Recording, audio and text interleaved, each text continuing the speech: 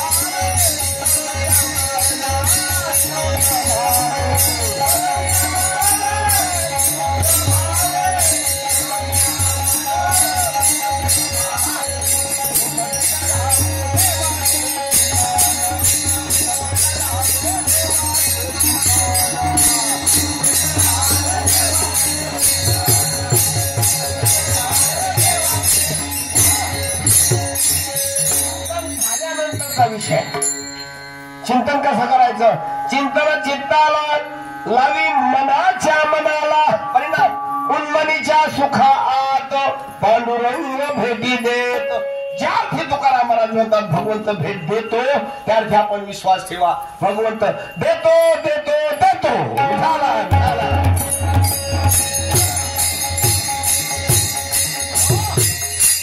एका पठ्ठ्यानं आमच्या वारकऱ्याला विचारलं.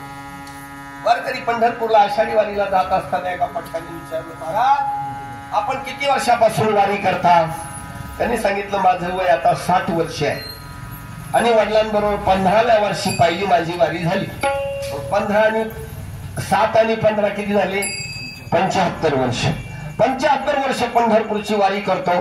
पत्रकार हुशार होता पण हा बाबा वारकरी त्याच्या बाप म्हटला, महाराज 75 वर्ष तुम्ही पंढरपूरची वारी केली, पांडुरंगाला पाहिलं का? म्हटलं मी स्वतः प्रत्यक्ष अजून पाहिलेलं नाही.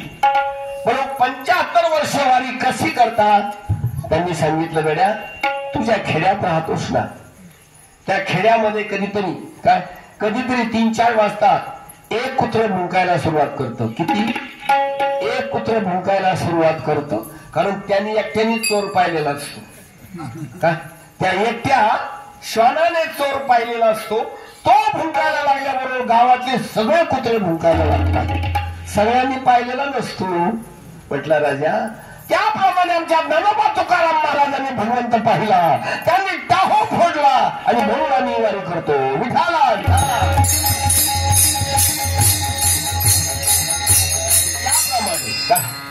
पुसता सांगेन हितगुज मात बैसोनी एकांत सुखगोशी. तुकाराम महाराज शेवटच्या जगात म्हणतात, भगवंता माझ्या या वरच्या 4 गोष्टींना अजिबात उशीर करायचा नाही, कारण मी अनुसरित झालेलो आहे. माझी भक्ती अनुसरित झालेली आहे. याप्रमाणे भगवंता आता दावी रूप मज गोपिका रमना हे चरणावरी माथा. महाराज भगवान श्रीकृष्ण, आजपर्यंत आपण कृष्ण चरित्र ऐकलं असेल. कृष्ण चरित्राचा भाग वेगळा, उद्या कालाचं कीर्तन आहे, पण आज कृष्णाचा अर्धा चरित्र सांगूनच उद्या सत्य तसं माझं संपत्त लक्षात ठेवा. म्हणून मी महाराजांना गेल्या वर्षी विनंती केली, दोन्ही कीर्तन कुठल्या एका महाराजाच्या असू द्या. Today will the foundation of tomorrow. आजचं जे कीर्तन असतं हे उद्याचं फाउंडेशन असतं आणि उद्या नुसता कळत चालवायचा प्रत्यक्ष प्रमाण. उठाला उठाला उठाला.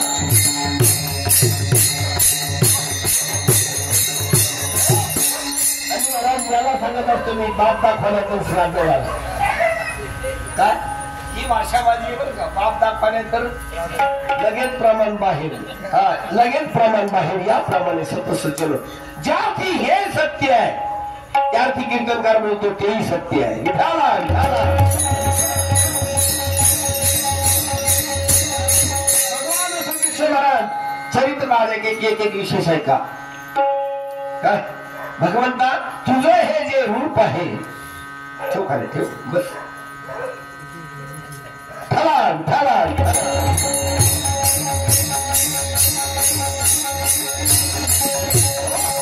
याप्रमाणे भगवान श्रीकृष्ण काय एकाची शक्ती आहे. भगवान श्रीकृष्णाच्या हातामध्ये सुदर्शन चक्र आहे.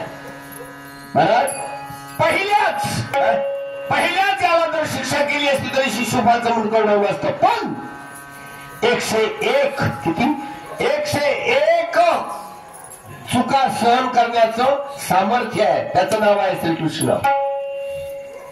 मंडळी सोन्यासारखी सोन्याची असणारी द्वारका एवढी असणारी श्रीमंत पण सुदामासारखा मित्र आहे. याला म्हणतात कृष्ण. याला म्हणतात कृष्ण. सूर्याला म्हणतो उगू नको, चंद्राला म्हणतोय मावळू नको, तरी सुद्धा आपल्या गोपगड्यांसंगे खेळतोय. त्याला म्हणतात कृष्ण. मला कृष्ण चरित्रामध्ये जर पाहिलं भगवान श्रीकृष्णाने जी जागा सोडली तो परत तिथे कधीच आलेलं नाही. त्याला म्हणतात कृष्ण. इथं आमचा मंत्री जर गावाकडे जायचं असेल तरी खुर्ची गाडीवर टाकून जातो. आणि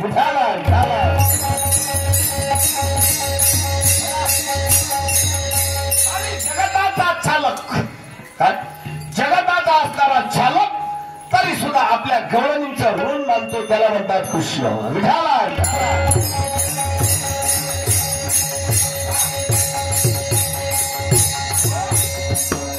जगावरती जगताचा या पृथ्वीवरती जेव्हा अन्याचार झाला, अनाचार व्हायला लागल्याबरोबर गोकुळात खेळणारा 11 वर्षाचा कृष्ण, नीट ऐका, गोकुळात खेळणारा 11 वर्षाच्या कृष्णानं गोकुळ सोडलं. एक एक शब्द नीट ऐका. भगवान श्रीकृष्णानं गोकुळ सोडलं आणि मथुरेला आलेले आहेत आपल्या सर्व गोपगड्यांसहित.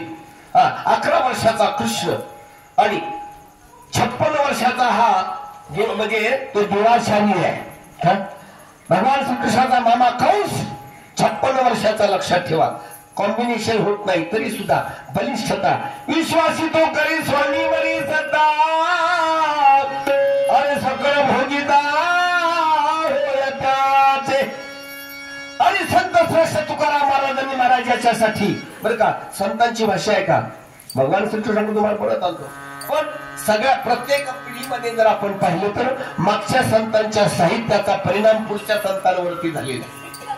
कुणाल कसं नाथ महाराजांनी भारुडं लिहिली काय, नाथ महाराजांनी भारुडं जी लिहिलेली आहेत ना, अक्षरशः तुम्हाला सांगतोय नामदेव आणि जनाबाईच्या भारुडावरून पुढे आहे काय. नाथ महाराज नंतर आहे. नाथ महाराजांच्या भारुडानंतर तुकाराम महाराजांची आलेली आहे. त्याच्याही 30 शब्द रचना आहे. ज्यावेळेस आपण हा कॉम्बिनेशन हा तुलनात्मक अभ्यास करणार त्यावेळेस तुम्हाला संत साहित्य समजेल की सगळं शेवटी एकच. आकाशात पतित तोयम यथा गच्छति सागरम सर्वदेवैहि नमस्कार कृत्यम केशवम प्रतिगच्छति. आकाशातून पडलेलं पाणी नदी नाला ओढा ओहळ कुठल्याही तुम्ही जर गेले तरी समुद्रालाच जातं. त्याप्रमाणे आपण कुठल्याही संप्रदायाचे असा काय कुठल्याही धर्माचे असा परिचयाचे असा पण कुठेही नमस्कार केला तो माझ्या श्रीकृष्णापर्यंतच जातो. विठाला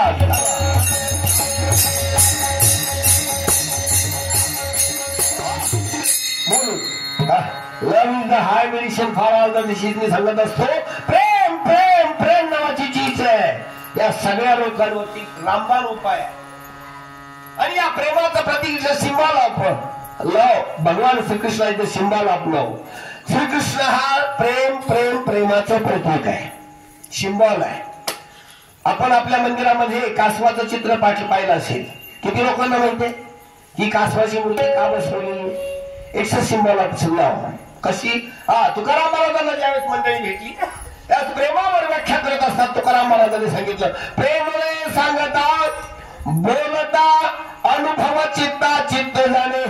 लोक म्हटले महाराज भाषा फार वरची वापरली आम्हाला समजलं नाही म्हणून त्याला दृष्टांत दिलाय. हा दृष्टांत त्याला सिद्धांत. अरे कासवीचे पिलू आता तुम्हाला समजेल आणि आजपासून तुम्हाला समजेल की कासव का लावं. कासवीचे पिलू वाढे कृपा दृष्टी दुधासाठी नाही अंग संग. काय कासव जे कासव हा सस्तन प्राणी आहे. नाही, जगाचा नियम आहे, जीवशास्त्र बायोलॉजी जीवशास्त्राचा नियम आहे. सस्तन प्राणी, ज्या प्राण्याला स्तन आहेत त्या प्राण्याने स्वतःच्या बाळाला अंगावर पाजल्याशिवाय बाळाची वृद्धी होणार नाही नाही नाही. पण पण या ठिकाणी नियम मोडला गेला. कासवीच्या पिलाला भूक लागल्यानंतर कासवीचं पिलू पाण्यामध्ये असा आवाज करतो.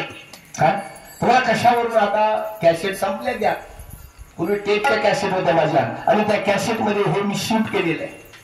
याच्यासाठी मंडळी 15 दिवस परशुराम कुंडामध्ये 15 दिवस बुड्या मारल्याने हे शूट केलं होतं मी. कासवीच्या पिलाला भूक लागल्यानंतर कासवी कुठल्या तरी कपारीमध्ये असताना ते पिलू असा आवाज करतो. पाण्याच्या माध्यमामधून त्या आईला आवाज जातो आणि अशी कासवी समोरून येते, पिलू समोरून येतं. आणि कासवी ती असणारी आई मादी, त्या मादीच्या डोळ्यातून आपण बॅटरी मारतो तसा प्रेमाचा फोकस पडतो आणि लगेच त्या बाळाच्या डोळ्यामध्ये तो फोकस पडल्याबरोबर त्या बाळाची पोट भरतं. याला म्हणतात प्रेम सांगता बोलता अनुभवा चित्ता चित्त जाणे. सखी आई कधीच मुलाला म्हणणार नाही बाळा माझं तुझ्यावर फार प्रेम आहे. सखी आई म्हणेल का? गरजच नाहीये तिला. पण जी आई म्हणत असेल बाळा माझं तुझ्यावर फार प्रेम आहे, समजायचं त्याच्या बापाची दुसरी बायको आहे. विठाला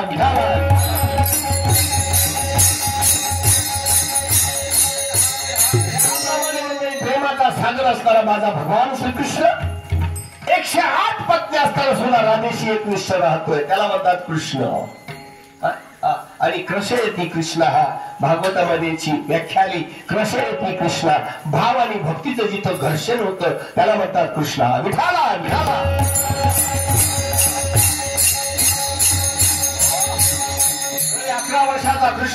11 वर्षाचा कृष्णानं गोकुळ सोडलं आणि मथुरेला आलेला आहे.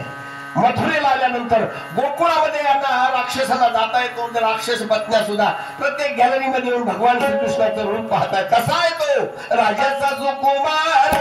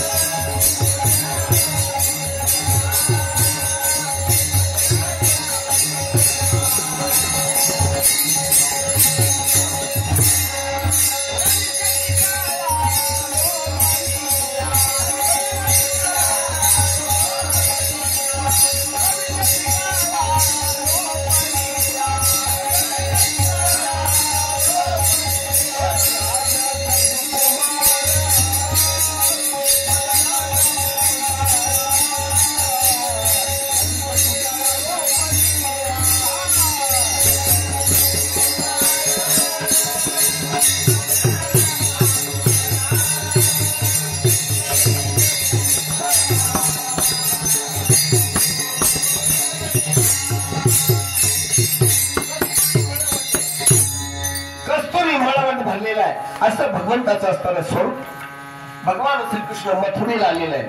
मथुरेला आल्यानंतर पहिल्या प्रथम म्हणजे महत्वाचा विषय, एका जीवाचा उद्धार करायला सुरुवात केली, जिला कुब्जा म्हणतात. काय कुब्जा म्हणजे कुबडी, बरं का? कुब्जा म्हणजे कुबडी. तसं भगवान श्रीकृष्ण व्यक्ती नाहीये, भगवान कृष्ण ही चैतन्याची शक्ती आहे. विठाला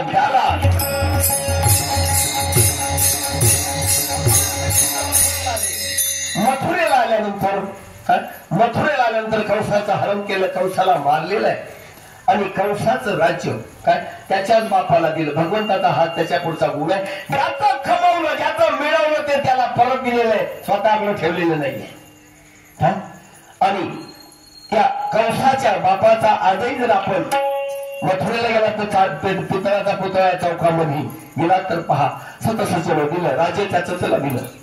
शेवटी उग्रसेन जो कंसाचा बाप आहे त्याला उग्रसेन म्हणतात. कृष्ण माझं वय झालं, मी 80-85 वर्षाचा झालो नाही, मी आता राज्य सांभाळू शकणार नाहीये. सांगितलं बाबा हरकत नाही, राज्यावर तुम्ही बसायचं, गादीवर तुम्ही बसायचं, राज्य मी चालवी, काळजी करू नका. पण तुमच्या राज्यावर माझा बसायचा अधिकार नाही, कारण मी तुमच्या मुलीचा मुलगा आहे. आणि आहात मंडळी सावत्र बहिणी हक्क गाजवत आहेत.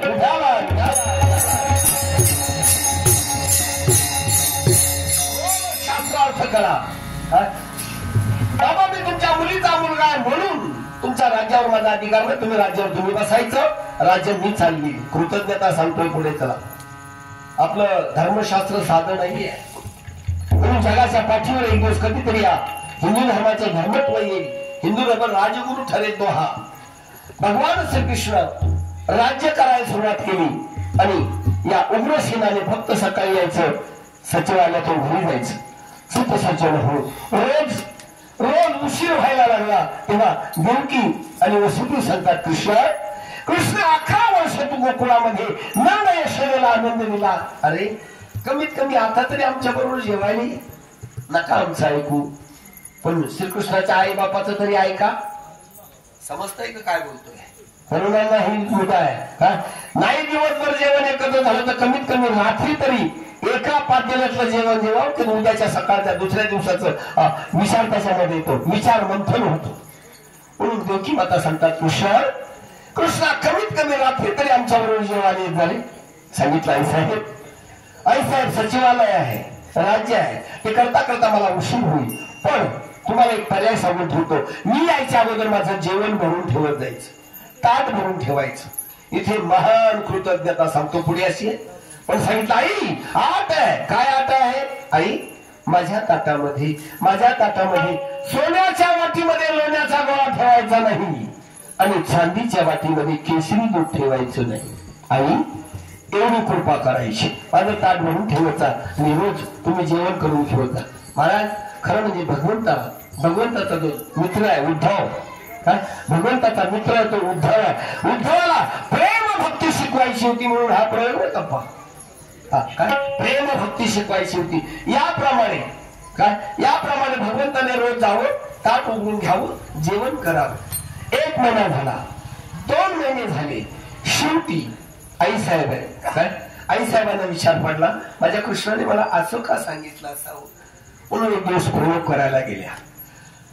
परत ताटामध्ये सोन्याच्या वाटीमध्ये लोण्याचा गोळा ठेवला, चांदीच्या वाटीमध्ये केशरी दूध ठेवलं आणि ताट झाकून ठेवलं. आई साहेबांनी ताट झाकून ठेवलं, पण शयनगृहामधून अंथरूण वर करून पाहत होत्या. व्हॉट विल द रिझल्ट, काय परिणाम काय होणार, व्हॉट विल द इफेक्ट, काय परिणाम होणार म्हणून पाहत आहे. महाराज भगवान श्रीकृष्ण आले. रात्री 11, 11:30, 12 वाजले. भगवान श्रीकृष्ण आले. ताट उघडलं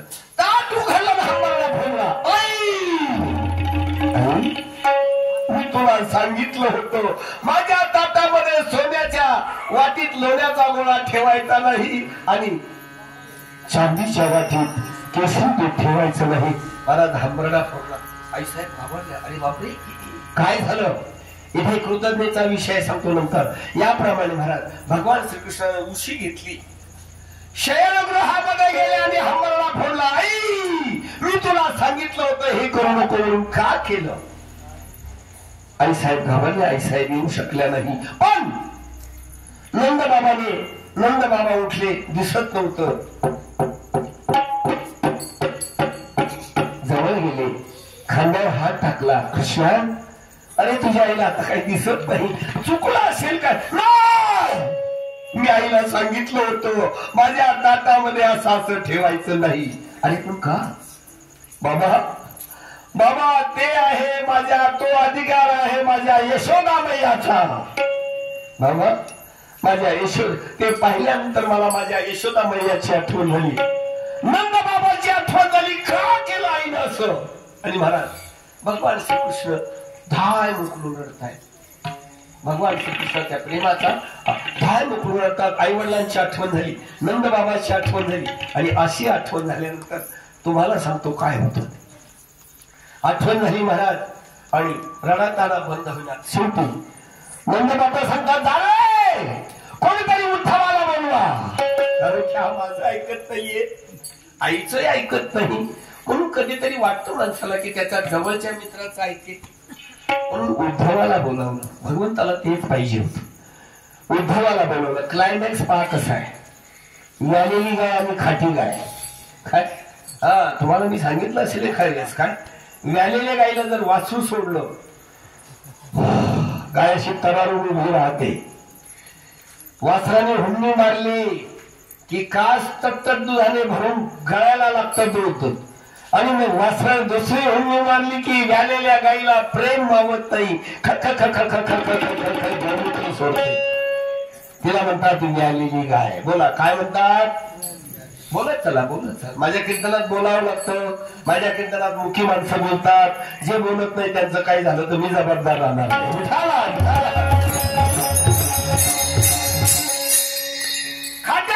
खात्या गाईने असं पाहिल्यानंतर त्याच गोठ्यात एक खाती गाय असते. समजून घ्या मला काय म्हणायचंय. त्याच गोठ्यात खाती गाय असते. खाती गाय तिला बघते म्हणते, मला असं कसं होत नाही. आई अगं तिनं 9 महिने 9 दिवस पोटात वाळलंय. 9 महिने 9 दिवसानंतर विधभर पोट फाडून बाळ बाहेर पडलंय. तुला कसं होईल? नवविध भक्तीच्या करीन नवरात्र, नवविध भक्तीच्या करीन नवरात्र. श्रवणम कीर्तनम स्मरणम पादसेवनम अर्चनम वंदनम दास्य सख्यात्मनिवेदनम. अशा नवविध भक्तीच्या नवरात्र केल्यानंतर नवविध भक्तीच्या करीन नवरात्र. कोटी मागे आईचा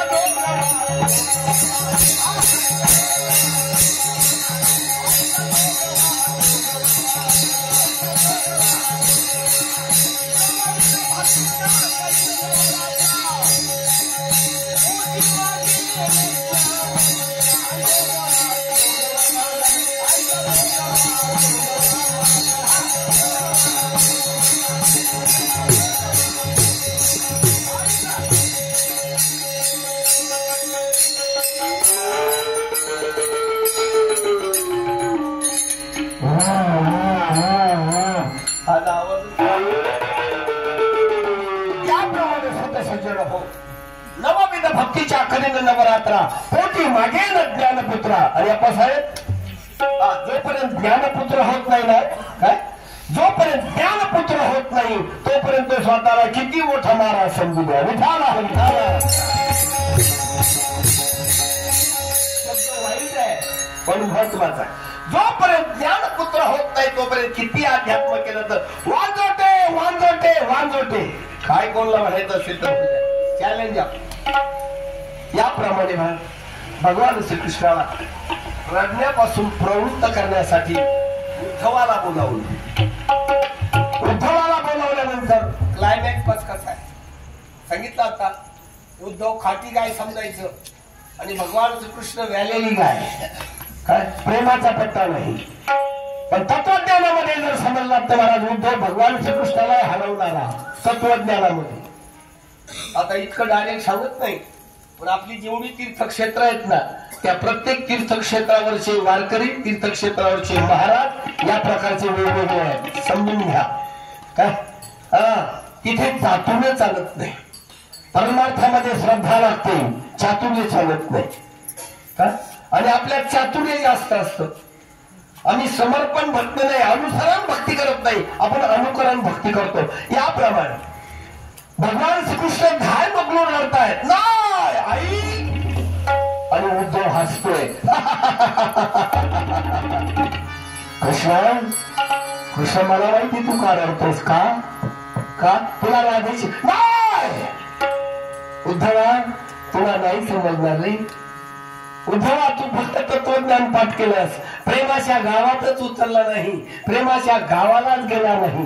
जा उद्धवा जा, शांत मन कर जा.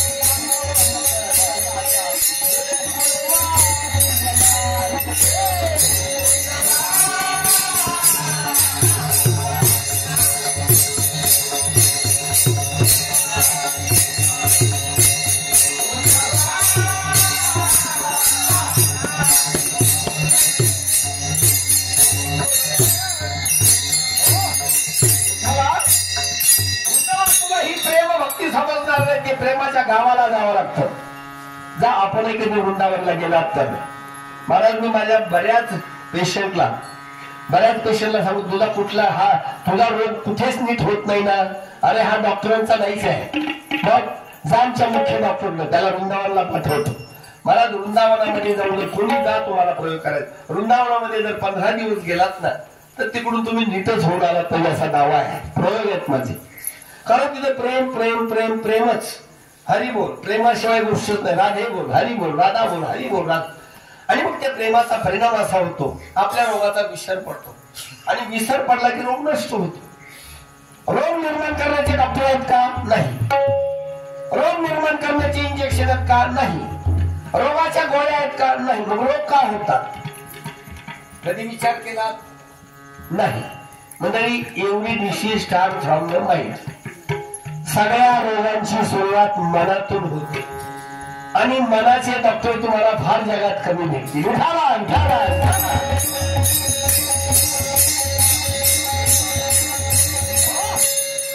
आणि मग याप्रमाणे उद्धव दुसऱ्या दिवशी सकाळी 5 वाजता निघाला. पहा प्रेमाची height. It's height of love. प्रेमाची हाईट पहा. महाराज उद्धवाला वाटलं वा काय भगवंताने चान्स दिला आपल्याला. आतापर्यंत एकटाच गवळणीमध्ये खेळत बसला. चला आज आता आपण गवळणीला घेतला. याला माहित नव्हतं गवळणी कोण आहेत. गवळणी या श्रुती आहेत बरं का. गोकुळातल्या गवळणी महिला नाहीये लक्षात ठेवा. या श्रुती आहेत. मंडळी यमुना ओलांडली. बोला काय ओलांडलं? बोला ना. यमुना. यमुनाला तिचं नाव मी सांगत नाही. या मनाला ओलांडलं. जेव्हा एक कधीतरी या मनाला ओलांड. या मनाला 2 जीव आहेत. जीवबद्ध आहे आणि आमचा शिव भगवंत मुक्त आहे.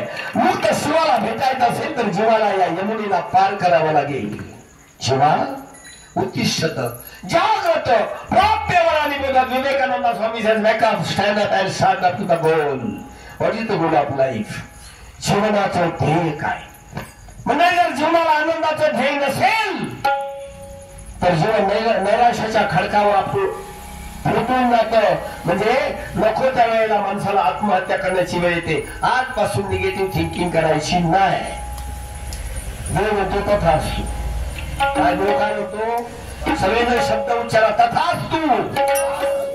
म्हणजे तुमचं भलं करणाराही कोण नाही आणि वाईट करणाराही कोण नाही. आमच्या मुळे लोकांच्या गप्पा आहेत नुसत्या. काय तुमचं भलं करणंही तुमच्याच हातात आहे आणि वाईट करणंही तुमच्याच हातात. हरी म्हणून टाकी पाय तयाला भावनी काय. सकाळी उठून जर तुम्ही दरवाजाच्या बाहेर हरी म्हणून पाय टाकला जर म्हणणार तथा असतो. तुमचं एकही कार्य सिद्ध झाल्याशिवाय राहत नाही. पण कुठेतरी आडलं की माणूस सहज म्हणतं मला सकाळी वाचलं होतं. म्हणजे तुम्हाला इंटिमेशन मिळाली होती. तुम्ही विचार तसा केला म्हणून देव कथा असतो म्हटला. उठाला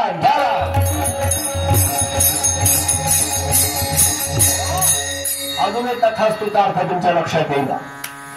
निगेटिव्ह थिंक विचार कुठलाही करा. देव तथा असतो म्हणजे तथा असतो. तुम्ही जो विचार केला तसं घडो. आणि तसं घडलं नाही तर आपण देवाला दगड म्हणणार ना. याप्रमाणे सतसचन हो. उद्धव यमुना ओलांडून आलेला आहे. उद्धव थोडसा भगवान श्रीकृष्णासारखा दिसत होता. आपली बरीच शिष्यमंडळी आपल्या गुरुजी सारखा वेश करत असतात. आपले गुरुजी भेटा कसा बांधतात, चालतात कसे, उभे कसे राहतात असा प्रयोग करतात. तसा उद्धव हा कायम भगवान श्रीकृष्णाबरोबर राहिल्यामुळे थोडा भगवान श्रीकृष्णासारखा दिसाय. उद्धवाला पाहिल्याबरोबर ज्या गवळणीने कृष्णाला पाहिले धावत आल्या, त्यांना वाटलं कृष्ण आहे. त्याच्या राधेनं पाहिला होता. राधा ही सुद्धा स्त्री नाही, लक्षात ठेवा. राधती नावाचा संस्कृत धातू आहे आणि राधा म्हणजे भक्ती. भक्तीने भावाला ओळखलं. महाराज हा भाव नव्हता काय, हा भावाचा मानेर होता. आणि उद्धवाला गवळणीने त्या राधेने ओळखलं, सांगितलं गो हा कृष्ण नाहीये. आणि हा कृष्ण नाही म्हटल्यावर त्या गवळणीनं गडबडा गवळायला सुरुवात केली. उद्धवाला सांगायला गवळणीनो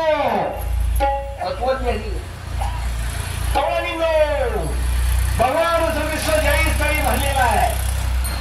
जयस्थळी विठ्ठल भरला, रीता ठाव नाही उरला. आणि तुम्ही त्याला प्रत्येकामध्ये पहा. चाले शरीरा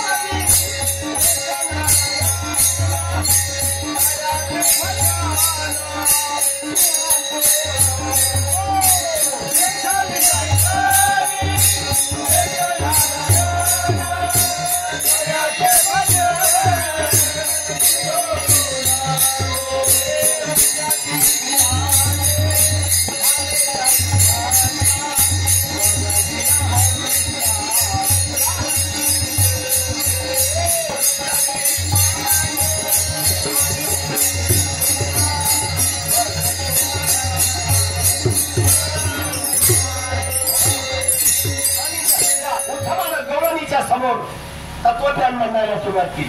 चाले हे शरीर कोणाची असते गवळणीनो, कोण बोलावी ते हरिवीन, देखमी ऐकवी एक नारायण, तयाचे भजन चुको नको. गवळणी म्हणल्या हे बावळटा, हे तत्वज्ञान आम्हाला नको आहे का, हे तत्वज्ञान आम्हाला नको. आणि तेच तुकारामाला पहिलं चरण घेत आहे. नको ब्रह्म ज्ञान आत्मस्थिती भाव,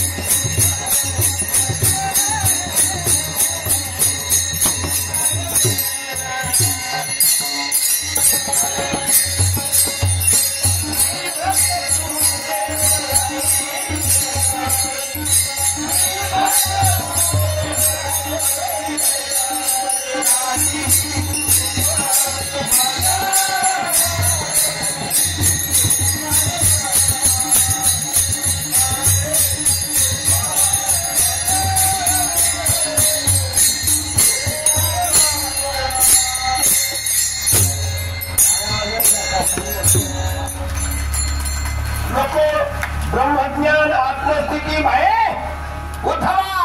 आम्हाला आत्मज्ञान नको आहे, ब्रह्मज्ञान नको आहे. तुझं ब्रह्मज्ञान आत्मज्ञान तुझ्या जवळ ठेव. मग दावी रूप माझ गोपिका रमना, अरे ठेवू दे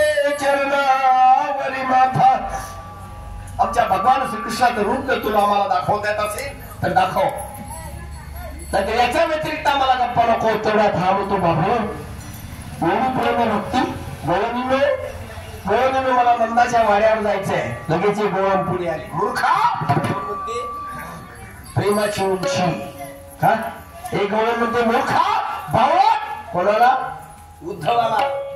तो भगवान श्रीकृष्णाला चर्चेमध्ये हरवायचा. त्या उद्धवाला एक प्रेमाने भारित झालेली गोळण, प्रेम भरून गोळण ते मूर्खा. अरे जा या पाऊल वाटेनं, जी पाऊलवाट ओली झालेली आहे. अरे ही पाऊलवाट नंदाच्या वाड्यापासून यमुनेपर्यंत जी ओली झाली आहे ना, ही नंद बाबाच्या शून्य झालेली आहे. विठाला विठाला.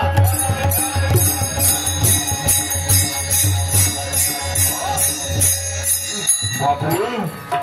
आणि महाराज उद्धव त्या वाटेने ते नंद बाबाच्या वाड्यावर आले. नंद बाबाच्या वाड्यावर आले असताना नंद बाबांना चाहून लागली. नंद बाबा काठी टेकत बाहेर आले. मथुरेवरून कोणी आलंय का? नंद बाबांनी विचारलं. उद्धव हो मी उद्धव आलोय.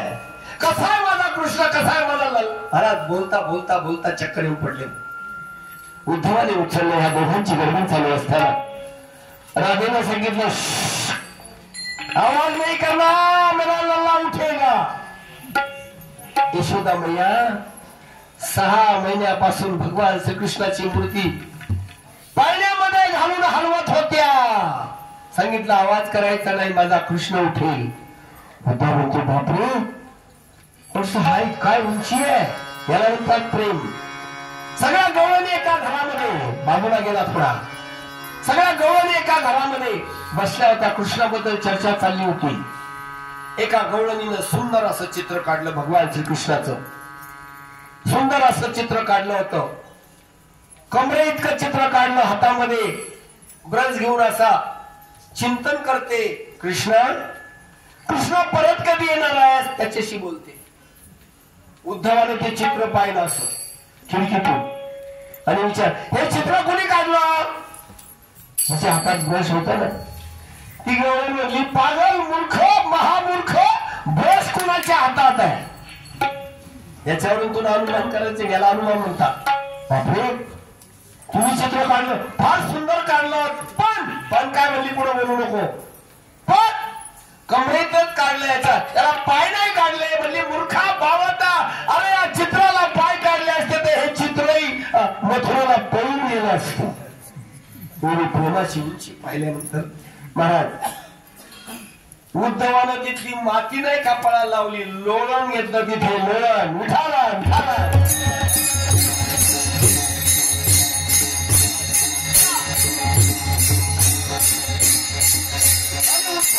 परत मथुरेला आले. मथुरेला आल्यानंतर मात्र उद्धवाचा जो ताटपणा होता ना तो सगळा संपला. भगवान श्रीकृष्णाला पाहिल्याबरोबर लोटांगण घातलं. आणि कृष्ण आजपर्यंत मला तू या प्रेम भक्तीबद्दल बोलला नव्हता, प्रेमाबद्दल सांगितलं नव्हतं. तो मला सांगून ऐकत नाही. आरसा दाखवावा लागतो. काय करावं लागतं? आरसा दाखवावा लागतो. म्हणून मंडळी जीवाचा आरसा आहे आपला आत्मा. काय सावलीचं मिळावा फावलं. या जीवाला जर स्वामित्व पाहिजे असेल तर, भगवंताला पाहिजे असेल तर घरात जाते उघडून बघते, कोणी कुणाशी बोलू नका. माझा रंग साजनी मी पाहिला, आता माझ्याशी कुणी बोलू नका. मग परापश्यंती मध्यमा वैकरी चारही वाचा बंद होतात. मग पाऊलले यमुना जळ, या मनाचं खळखळणारं पाणी शांत होतं. शांत झाल्याबरोबर तुकारामाला दुसऱ्या चरणात म्हणतात जावी रूप गोपिका रमण.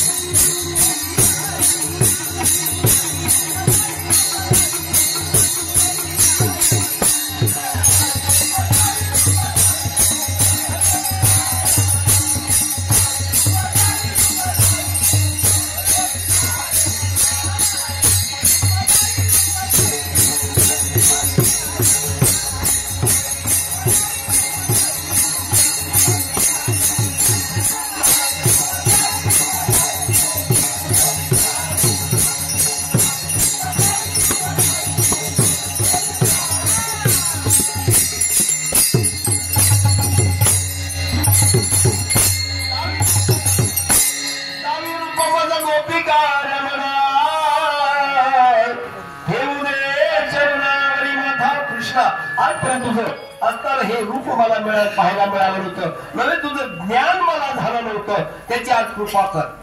भगवान श्रीकृष्णाला पाहिल्यानंतर काय, भगवान श्रीकृष्णाला पाहिल्यानंतर तुकाराम मला सांगतात नक्की काय करेल. तिसरं चरण पारोनी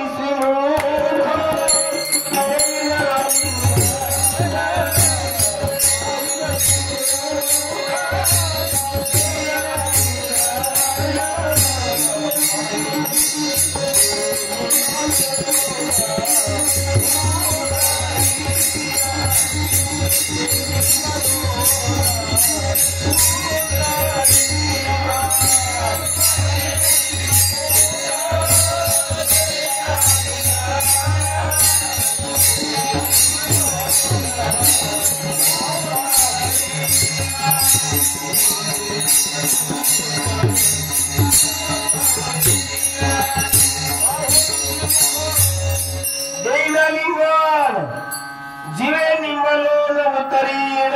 म्हणजे ज्यावेळी जीवाला आत्मदर्शनाचं आत्मस्वरूपाची प्राप्ती होते त्यावेळी जीव स्वरूप राहत नाही, तो देव स्वरूप होतो. काय तो देव स्वरूप झाला की मग आपले सप्तचक्र भेदून जेव्हा ही कुंडलिनी शक्ती आपल्या माथ्यामध्ये आपल्या आई जिथे तळबट्टे दशमेद्वारामध्ये येते तेव्हा ब्रह्मा विष्णू महेश तिन्ही दैवताचं अवतीर्ण आपल्या असणाऱ्या मुकुटस्थानी होत. आणि मग ज्याच्या डोक्यात देवाला त्याच्या नजरेत कोण असेल, देव झाले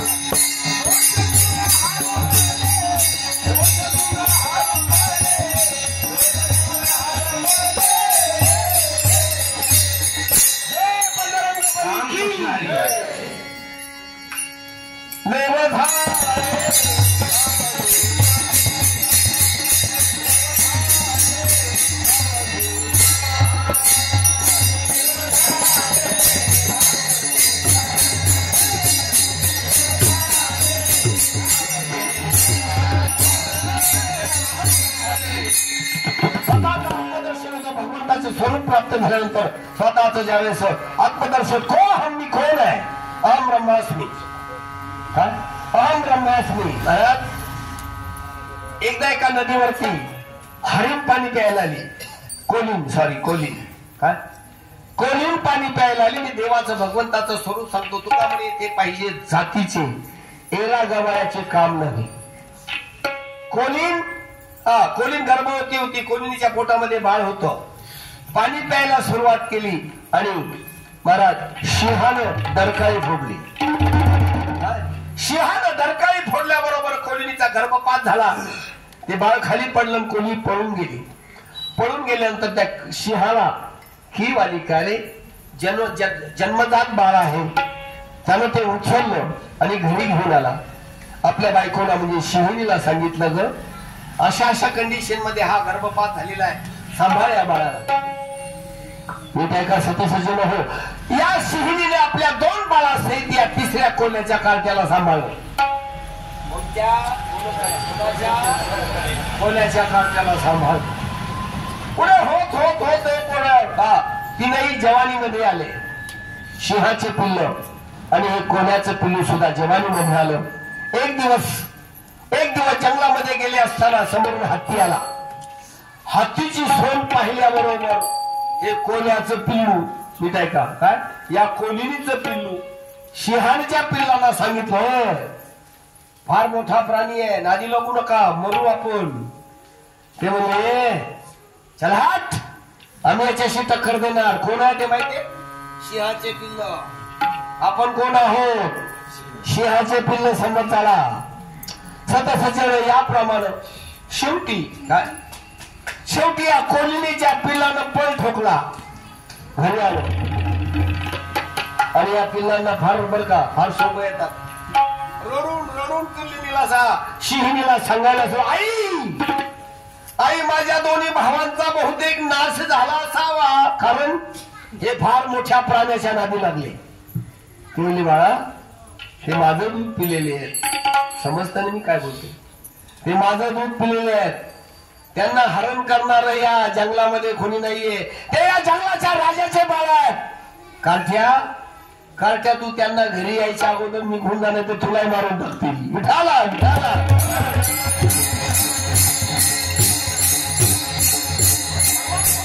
सिंहाचे बच्चे लागतात होय. आणि जी कोल्याची किती जरी कुईकुई झाली तरी परमार्थ साध्य होणं एवढे सोपं नाहीये. पाहोनी श्रीमुख देईन आलिंगन. तुकाराम मला सांगतात भगवंता तुला श्रीमुख पाहिल्याबरोबर आलिंगन नाही. आणि मग जिने निंबल उतरीन, जिने निंबल उतरीन भगवंता मी माझं समर्पित भक्ती होईल. हेही नाही समजलं तुला. समर्पित भक्ती होण्यासाठी भगवंताची वाट पाहावी लागते. दिवाळीच्या मुळा लेखी असावली पाहतसे वाटुली माहेराची. बघा तुम्ही नीट. लग्न लागलं काय लग्न लागल्याबरोबर काय नवरदेव नवरीची गाठ बांधली. गाडीत बसली महाराज आणि अर्ध्या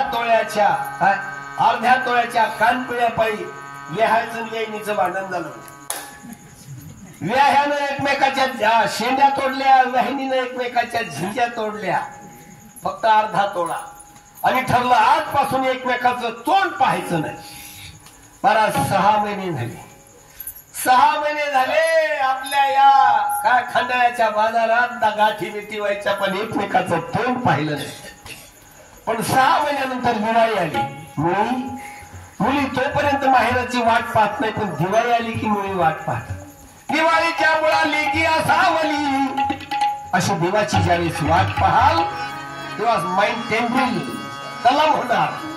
जोपर्यंत तलाम होत नाही तोपर्यंत भगवंताची भेट होणं शक्य नाही. परत मुलगी वाट पाहते पण भांडण झालेलं एकमेकाचं तोंड पाहायचं नाही. कोणी घ्यायला आलं नाही. शेजारच्या सगळ्या तरुण मुली माहेरला गेल्या.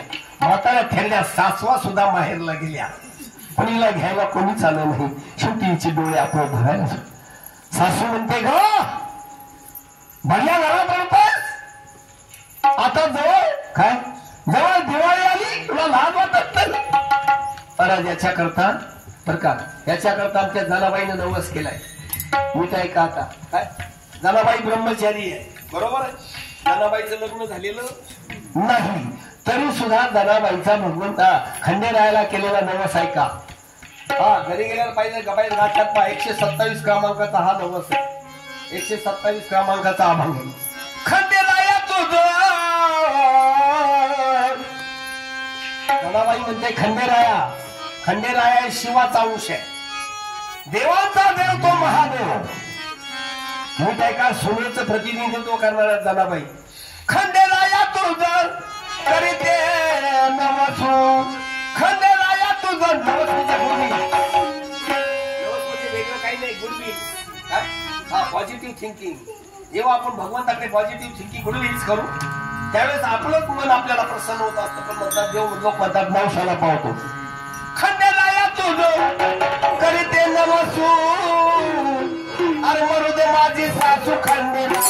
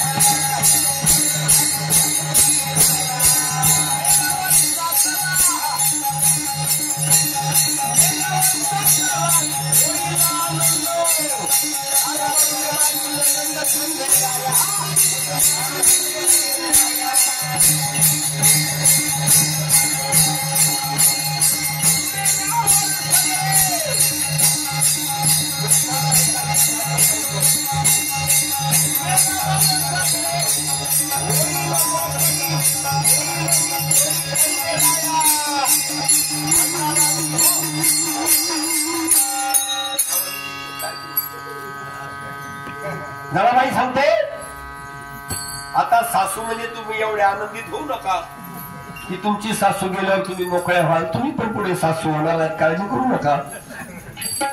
जनाबाई ब्रह्मचारी आहे, लग्न झालेलं नाहीये. मग सासू कोणती?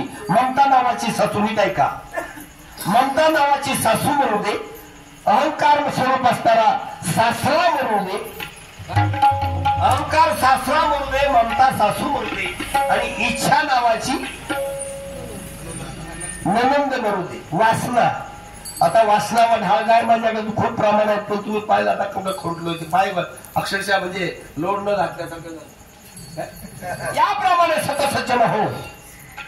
मग नीट ऐका, जनाबाईची ममता गेली, जनाबाईची वासना गेली, जनाबाईचा अहंकार गेला, तेव्हा खरी सून झाली. आता मग ही सून काय, ही सून ज्यावेळेस खळखळ खळखळ खळखळ लढायला सुरुवात, सासू म्हणते का दिवाळीचा सण आहे, घरामध्ये सून करते, लक्ष्मी करताय का, उचल सामान आणि स्वयंपाकाचं सामान घे.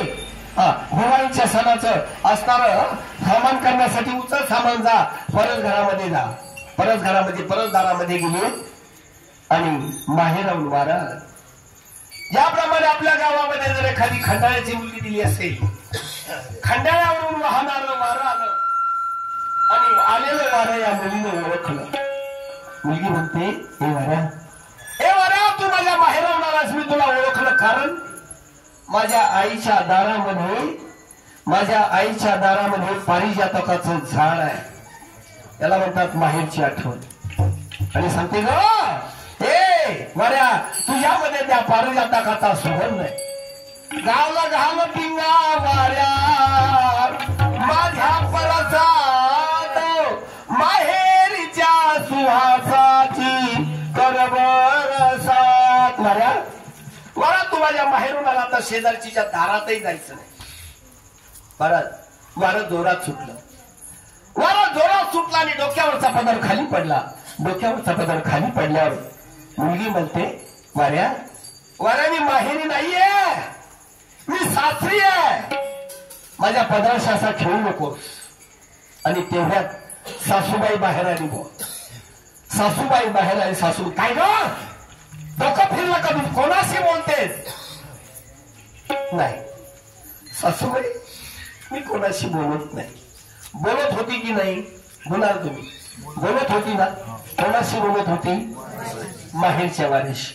आता या सुनेनं मान कापून जरी ठेवली त्या म्हातारी समोर आणि सांगितलं, सासूबाई मी माझ्या माहेरच्या वाऱ्याशी बोलतोय, मला नक्कीच तिला ठाण्याला न्यावं लागेल.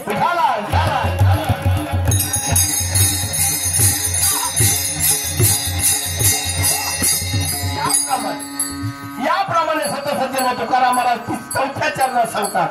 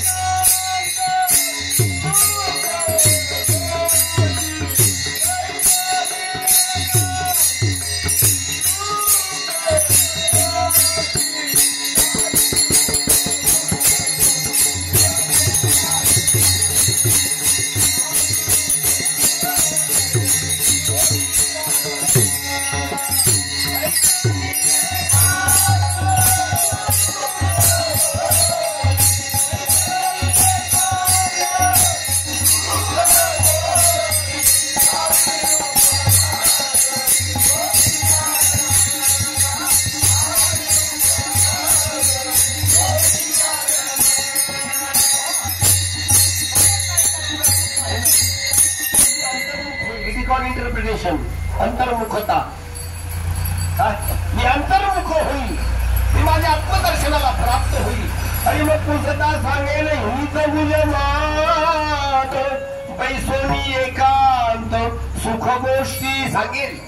भगवंता तुला माझ्या आयुष्यातल्या सगळ्या सुखाच्या गोष्टी सांगेल, दुःखाच्या सांगणार नाही. म्हणून आनंद वाटत चला. आनंद दिला तर तुम्हालाही मिळेल. देवाला जर फुलं वाहिली तर हाताचा सुगंध येईल, आणि कोळशाचा धंदा केला तर हात काळे होतील. मग आनंद कसा वाटायचा? चला एक दुसरा जाऊन पुढे घेऊन जातो, काळजी करू नका. माझा एक डीसीपी मिस्टर डीएसपी असताना दोस्त रोज सकाळी 5 वाजता फिरायला जायचा. एक दिवस फिरायला गेल्यानंतर त्याला मंदिरापुढून जात असताना एका महिलेने सकाळी गुड मॉर्निंग म्हटलं. जरा पहाट होती, अंधार होता. गुड मॉर्निंग म्हटलं. गुड मॉर्निंग म्हटलं ना, म्हणजे सकाळी नमस्कार म्हटली ती बाई. त्याला नमस्कार म्हटल्यावर त्याला खूप आनंद झाला. आता सकाळी आपण राम राम म्हणतोच एकमेकात. त्याला एवढा आनंद झाला. इतके दिवस फिरायला येत होतो पण कोणीच म्हटलं नाही, कोणीच आपल्याला राम राम नमस्कार म्हटलं नाही. आणि चेहऱ्यावर आनंद असतो. घरी आला पण आनंद काय झाकताय ना. बायको म्हणते काय आज फार आनंद झालेला दिसतो. काय झालं? काय नाही म्हटलं. काही नाही, तसं काही नाही. म्हटली सांगा मी तुमची पत्नीच आहे, सांगा. म्हटलं काय नाही. अगं समोरून मारुतीच्या मंदिरासमोरून जात असताना एक तरुण मुलगी मला हरिओम नमस्कार म्हटली. आणि मग म्हटली तुम्ही तिचा पाठलाग केला? म्हणलं तुला कसं काय माहिती? म्हणलं मीच होते. काय म्हटली ती मीच होतो.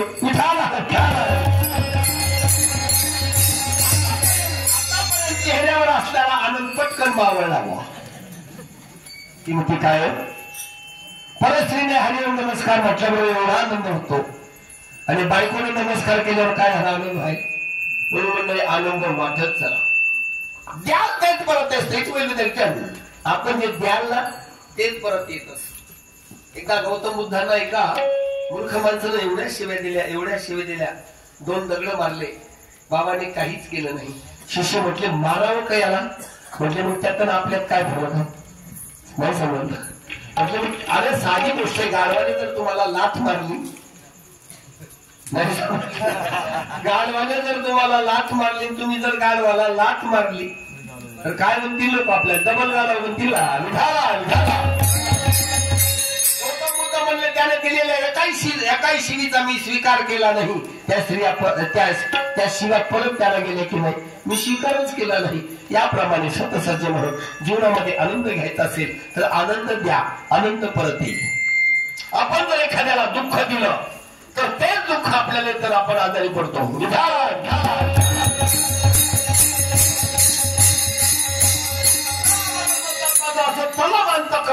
भगवंता माझा इतकं तलमांतर भक्तिमय स्वरूपाचा आनंद ओळखून या वरच्या 4 गोष्टीला उशीर लावू नको. शेवटचं चरण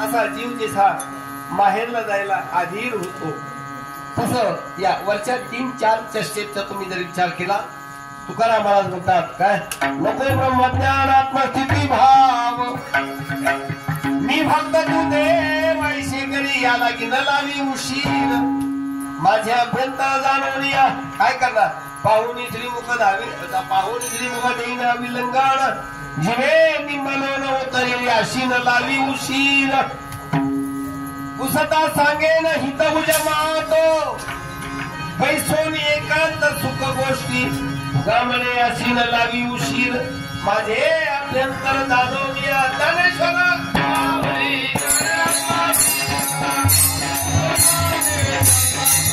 Hare